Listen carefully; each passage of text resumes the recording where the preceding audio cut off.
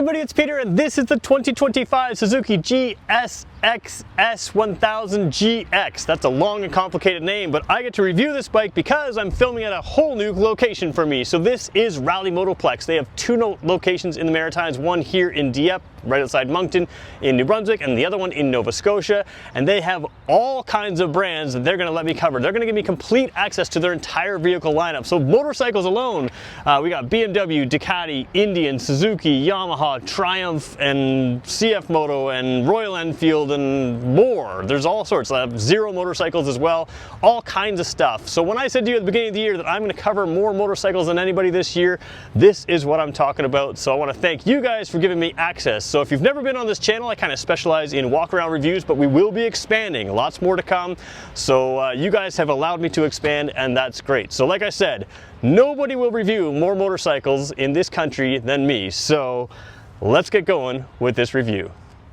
I should point out that I got access here because of you guys, so thank you very much. Make sure you leave a comment to thank Rally Motoplex for having me in and allowing me to continue to build and build and build. And also, if you want to help this channel grow, obviously liking, subscribing, that's super helpful. Commenting, that's awesome, especially positive comments. But also, I want to just invite you to watch my videos till the end. Any video that you're interested, just watch it to the end. That helps me grow, that allows me to do more things like this. All right, let's talk about this bike. So this is interesting to me because Suzuki has had a sports tourer for a while in more of the traditional sport touring kind of way, but of course adventure bikes and adventure bike styling has become more of a thing lately. So what we've done here, or what Suzuki's done here, is they've taken a sport tourer, given it that more adventure bike upright riding position, made it for a little bit less sporty, a little bit more touring, and then they've added a first to them with electronic suspension, but they've also put really good high quality components for sport touring. You've got Brembo brakes up front, which is not something you see in a lot of the competition, and then they've got Suzuki's full suite of electronics in here, including an IMU, which controls all sorts of different things, an inertial management unit, which can tell every angle that the bike is on, so it can tell if it's wheeling, it can tell if the rear wheel's slipping out, the front wheel's slipping out, if it can tell if it's leaning, all those kinds of things. It can tell braking forces even without the brakes, so engine braking, that kind of thing. And then it sends all of that information to various computers that can do various things to help you in your riding experience. So that is what this bike is. There's a lot of specs we could go over, but what I want to do is start with the front wheel, because we can talk about this bike in detail, piece by piece, as we go through. So let's get down to the front wheel. So if you've never seen my reviews before, the reason I started the front wheel is because you can tell the manufacturer's intent for a motorcycle often by just looking at the components here on the front wheel. And there's no difference here. So got a motorcycle going by, that's what's going to happen today. What you've got here is the Dunlop SportMax Road Sport 2 tire. So a decent sport tire, nothing crazy, but a good sport touring tire. So they're trying to sit there and tell you, hey, we're gonna make this more affordable and also more durable than some other super sticky tires, which is what you would want on a sport tour. But we're gonna equip it with the upside down forks, which, like I mentioned, are electronic. We're gonna talk more about them in a second. And then you've got the Brembo brakes out there on the radial mount, of course. So you've got high quality braking here with mid to upper, decent quality tires here. And that allows you to have a tire that, although it's not the grippiest tire in the world, it does step it into more of a sport touring environment from a pure sport environment. So that's a good thing for a lot of riders. And like I said, the dual disc brakes, obviously the ABS ring there. And then the other thing you can sort of notice when you're here is the curved radiator. So you still got some compactness in the front there. They didn't just sort of throw anything in there. You've got some bodywork that is certainly designed for some aerodynamics. We'll talk about some of that in detail, especially when we get into the dash. I'll show you some details that you probably haven't seen on the other videos. But overall here, typical sport touring stuff in the adventure style bike. And again, that electronic suspension really sets this bike apart. Take a look at the heart of this bike, the engine. This is what you could call Suzuki's parts bin bike, which for Suzuki is not a bad thing at all. This is the 999cc, former super sport engine that they use in absolutely everything. It has great power. It revs like crazy, revs up top, really nice sound. And it's also a really good sport touring bike. It's got good torque throughout. So again, this engine's been used forever, and a lot of people think it's not up to date, but the basics of the engine have been used, but it's been updated and updated and updated.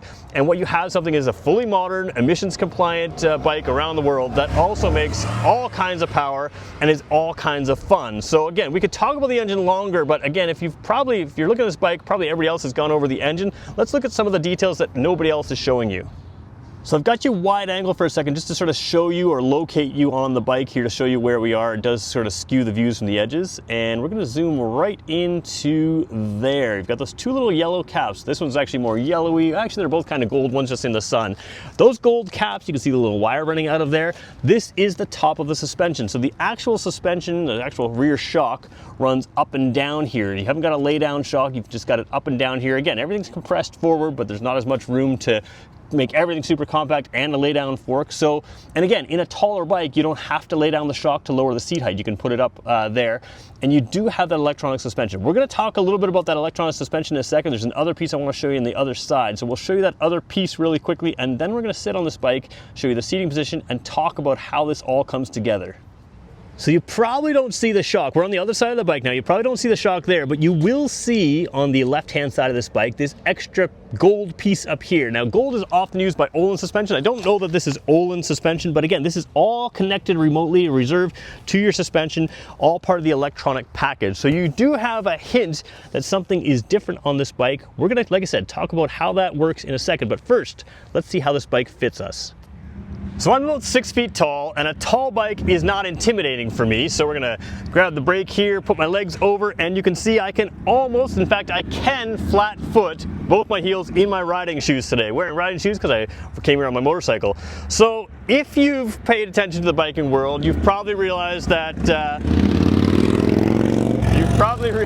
Suzuki is, you know, going after a market that Kawasaki is already in. And the difference with this versus Kawasaki's version is this feels much sportier, even at the taller seating position. So you've got that more upright upper bike position, but you've still got a sporty lower bike position. That's going to allow you to get tighter in corners. It's also a bit more of a compact bike, at least feeling. I don't know about the specific millimeter to millimeter measurement, but it is a little bit more compact bike this way. I definitely feel like this is going to be a better handling bike without probably sacrificing any touring for the average person. Generally, a long bike is great for touring. A shorter bike is, you know, angled up and set up for sport riding. I would say that this is going to give you equal touring capability, especially with that electronic suspension, but the general feel of this is it's a compact, sportier bike. You can tell in the foot pegs too, where they're placed and what they are. They're not an adventure bike position here with bigger pegs, they're just sort of back like that. So if you're like me, you don't mind the legs in that position, sort of a sporty position, but you like your body a little bit more upright, this does a great job. Now the windshield here is non-adjustable. It does take quite a bit of wind off of your body, but it's not something that can raise or lower. So again, it's kind of hinting at a little bit more of that sport bike kind of feel on this upright tourer. Take a look at the rear seat and the rack here. Now this of course is incredibly practical. You just have the hand grips there. You can strap anything down here. It's basically level to the seat there, so you do have the ability to just throw a duffel bag on there from day one, throw a gym bag on there from day one, and off you go. Now you can step up to the plus model of this. It's going to give you some side bags and that kind of thing. You can add this up and make it into a full touring just as it is. You've got the attachment points on the rack here. I will say that the seat, again, compared to some bikes in this class that are more touring oriented, this seat is a little bit smaller than those. However, this is in no way sport bike small. It's not a little dinky triangle here. So it's gonna fit in, you know, an average sized person, no problem. It has got some contours there. It's centered. It's sort of up in the center there. So you've got some contours, place to hang on here, place to hang onto the rider. And it's well elevated from the rider, both to give the rider a bit of a backrest as they're accelerating hard, which this bike can do, and to give the passenger a little extra height to see over and around without having to lean over the side all the time. So you do have the ability to take luggage on this bike, and I would say that this is much easier to take something with than on other sport models and even sport touring models in Suzuki's lineup. So you're starting out with a sport bike with a little extra practicality, but as we move to the dash area, you're going to find a lot more of that practicality. Let's do that right now. So we're going to start wide angle just for a second here. One thing you'll notice is the mirrors are on the handlebars. They are a good size here, so because they're both close to you and a good size, they're going to give you a good view. You do have the adventure bike style handguards here. Now these are not super solid, like if you drop the bike they're going to keep you protected, but if you had some gravel or other things come up on the road, or you just needed some wind protection on the road, these are going to keep the wind off, and they are set up to deflect some wind around. So again, in addition to that windshield, which is non-adjustable, you do have some extra hand guards, which is going to place a little bit of wind up around the mirrors area, and that'll also probably clear your shoulders. So you have better wind protection than you thought. But when I talk about some of the aerodynamics in this bike, hopefully I can get it in here. You can see right over the mirror there is a little spot here that allows some wind through. So a little design detail, but it's also probably an aerodynamics to reduce buffeting. As you have all this wind protection in the area, you generally need to let some wind through to sort of reduce that back pressure behind and reduce some of that buffeting. So it should be a fairly smooth ride at a lot of speeds, and the bodywork does extend out down low as well. Now let's turn the key on, and you've got Suzuki's dash here, which is a pretty good dash. Hopefully we can see it clearly in the daylight here. A little bit of flickering you're going to see on the screen. I don't have that flickering in real life. Oh, let's see if we can fix that a little bit by moving a little bit around. All right, I do apologize for the flickering on camera. It is not at all flickering in real life. Maybe we can zoom in more. That's not helping at all. Oh, that did help a little bit. So there we go. Okay, we'll have to zoom in nice and tight here. You can see just about a 12,000 RPM red line. You've got a fuel gauge in here. Suzuki's dash, whether you like the graphics of it or not, is actually a very good dash for information. So you've got traction control levels. It's currently on number 4. You've got your Suzuki drive mode selector. So A, B, and C is usually A being more aggressive, B being, well, let's see if I can do this, B being sort of a balanced, and C being more conservative or more chill. That's how I remember A, B, and C. And then you've got a number of other things in here as well. So let's see if we can select into some of these things. There's your drive mode, so you can see C is traction control 6, and ooh, the SAD, I'll talk about the suspension adjustment, medium, so soft, medium, and hard on the suspension, the adjustable suspension. So hard, medium, and soft, that's your 3 levels of adjustment, but I'll talk about the suspension in a second. And then of course, as we go through here, B, you can see traction control lesson, and then traction control also lesson there as well. So you can go through a lot of things. This isn't a full dash review here. There's also a lot of information down here. You can see kilometers per liter. It could be liters per 100 kilometers. It shows distance to empty as well. Air temperature and engine temperature. It's a pretty warm day out here today in Celsius, and you can switch those around to miles per gallon, that kind of thing, if you need to. Lots of information in here as well. Ignore the fuel efficiency. This bike has not traveled far enough, and I had it idling, so don't worry about that. Then you've got kilometers, that kind of thing. And like I said, there's more to show you in the dash, but I will say in general, obviously the colors can be inverted and that kind of thing, but in general, having this dial style tachometer, it is a 5-inch screen, I would think. It's a larger display screen than some other bikes, and it does give you that analog equal spot here, so you're not reading the tach at 7,000 RPM. You're not reading the 7. You just know roughly where you are in the rev range, and that's one of the nice things about those dial style things with the consistency. You can just tell at a glance where you are in the rev range. This does have a quick shifter as well, so you can quick shift up or down, clutchless shifts. But there's a lot of other technology in this bike, so let's talk about the technologies really briefly, and then we'll talk about who this bike is for. All right, so I've got my cheat sheet here, and just so you know, the A, B, and C, Suzuki is calling them active, basic, and comfort. I like my words better than theirs, so active, basic, comfort, or aggressive, balanced, and conservative is the way I say. But you know, call it what you want. Now, the drive mode selector has 7 different traction control. I'm going to turn the dash off here. 7 different traction control levels here, so that's quite a bit more than most people are going to need or use, but it does give you some more fine control of that. And of course, switching between those drive modes, you can do that kind of stuff. It also has a lift limiter, so in other words, it's going to limit how much it allows you to wheelie, so you have that on there. Torque roll control, so this is all of this uses that IMU that can sense the bike in any which direction. So the long story short is, as you head into a corner, this thing is going to sense for you, and probably faster than you, exactly what's going on with the bike. And if you want to hold a perfect line in the corner, it can sense the engine braking. It can sense the dive of the suspension. It can actually prevent some of that dive of the suspension with electronic suspension. Even though it has a hard, medium, and soft type thing, it's still sensing what's going on. So it can help you hold the line. It can tell if your rear wheel's sliding out. It can tell if your front wheel's understeering out, like sliding out, which is of course very dangerous. But it can tell oftentimes before the rider can tell, certainly oftentimes before an average rider can tell. So it's one of those things where it makes you a better rider, and it's pretty seamless in the way it works. So a lot of technology on this bike that helps control some of that stuff. So the semi-active damping control. Like we mentioned, hard, medium, and soft. That's the suspension thing, but it's also monitoring the road as you go, and it's trying to adapt and keep things in check. So again, when you jam on the brakes, it's not going to dive as much. It's going to see what's going on with the bumps and try to keep things under control. All of those things, and again, this is new for Suzuki, are going to help you have an easier ride and a more comfortable ride. So I do want to show you the controls on this bike because they're fairly simple as well, and then we're going to talk about who this bike is for.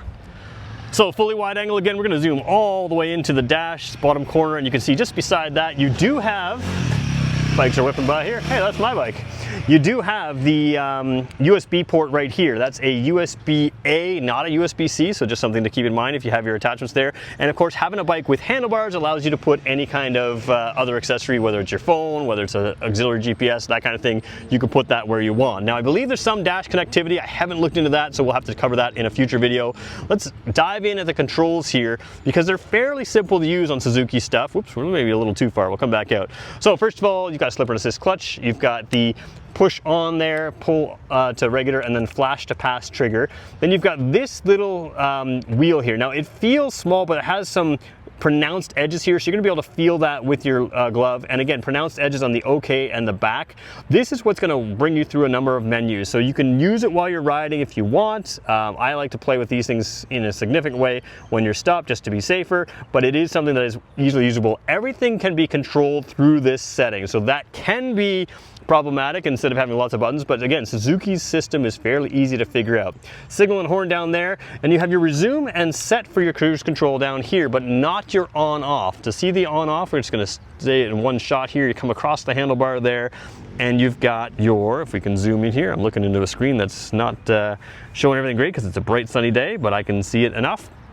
All right, so you've got your hazard lights, your cruise control on off down there, and of course Suzuki's kill switch here. It's kind of a cool start switch as well. You have to just touch it and then leave it, and the bike can start itself, so you don't have to hold it down. It's not a great technology, nothing fancy, but it is something where you can just touch it and leave it, and it will turn over as many times as it needs to turn on. So that is the control system on this bike, but who is this bike for?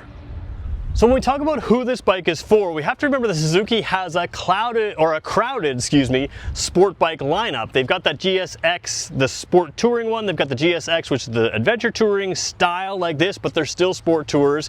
So it's a little bit more crowded. I would say that Suzuki's, both of their bikes in the class, lean to the sportier side of things as opposed to maybe more the luxury side or the more touring side compared to some of their competitors. So right away, if you're in the Suzuki showroom and you're looking at these bikes, you basically have a sportier option compared to many of its competitors. Now, I can't promise that every competitor isn't a sporty, but that's really where they're leaning. Where I think this bike fits is it gives you a lot of the things that people want in that 999cc four-cylinder engine with the upright seating position without sacrificing all that much sport. And if you think about it, the average sport rider, if they stay on the roads, does not need to be in a sport touring type position or a sporty type position. They can be in a more upright position for your body. But again, because your legs are still in that tighter spot, it's not going full on into the touring lineup that I thought this bike would end up with, which is interesting because you still have the V-Strom 1050. So that is a more square touring bike. So it kind of slots in the middle of those two. This one is not an off-road bike in any way. It does give you that enhanced suspension, which is going to give you both better control, better ride, probably less fatigue over the long run. But again, it's designed to be a sporty bike first and a tourer second, not a 50-50. I think it still leans a little bit more sporty. So if that sounds like you, this is the bike for you. The other thing you're getting is Suzuki reliability, Suzuki technology, which is generally very, very good. And again, the screen, whether you like the look of it or not, functionally, it's very, very good, very simple. And to me, that lasts, functionality outlasts a pretty screen every single day, every single time. So that is my review of Suzuki's oddly named GSX-S1000GX. Lots of letters in there, but again, very interesting bike, very good bike, and the fact that they're bringing it with that upgraded electronic suspension does kind of change the game for Suzuki. So there's my review. Do me a favor, guys, if you made it this far, leave a like, leave a positive comment, and hit subscribe. We've got a lot more to come. I'm going to film a couple more videos here today, which will come out in the next day or so. And yeah, we'll just keep going here at Rally Motoplex. Want to give them a special thank you as well for allowing me to do my first full video where I can do more and more and more. All right, thanks everybody for watching. We'll talk to you in the next one.